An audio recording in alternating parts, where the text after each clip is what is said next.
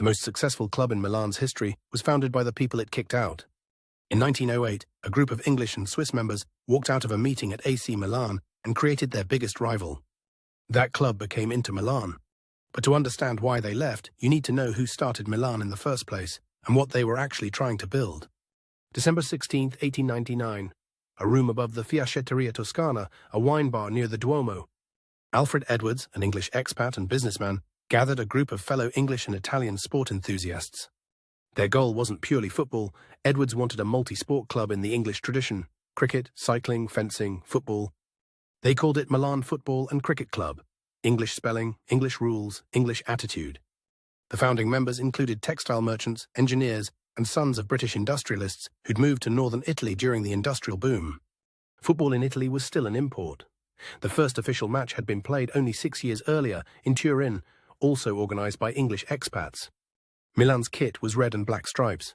The story goes that Edwards chose red for fire and black for the fear it struck in opponents. More likely, those were just the colours available at the textile supplier. Milan dominated early. They won their first Italian championship in 1901, then again in 1906 and 1907. But success created tension. The club was becoming more Italian, both in membership and culture. By 1908, the membership was split roughly in half. English and Swiss expats on one side, Italian-born members on the other. The argument wasn't about tactics or money, it was about who could play. The Italian faction wanted to restrict the team to Italian-born players.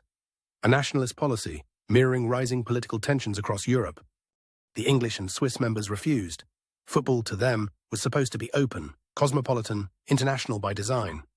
The vote came on March 9, 1908. The Italian faction won. Within hours, 43 members walked out.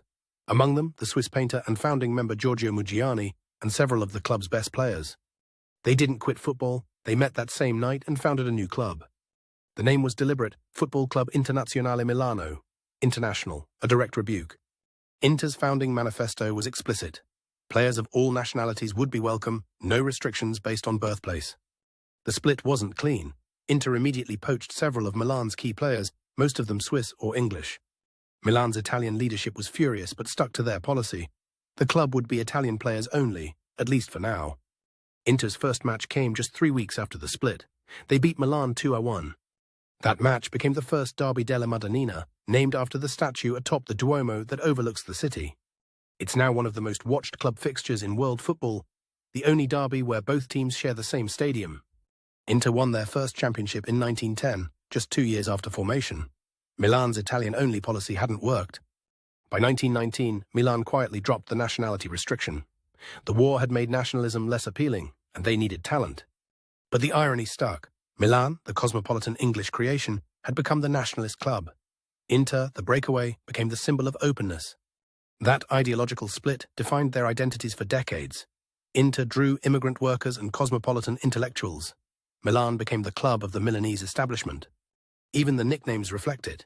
Milan became I Rossoneri, the red and blacks, a colour identity. Inter became I Nerazzurri, the blue and blacks, but also La Beneamata, the well-loved, a people's club.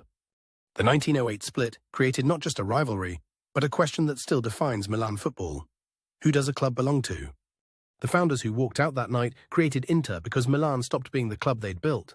The club that kicked them out became the most decorated team in Italian history. And their breakaway became the only Italian club to win a continental treble. The split made both clubs what they are. Next time, we cross into Spain, where a Swiss man, a group of students, and a disastrous first season created the biggest club rivalry on earth.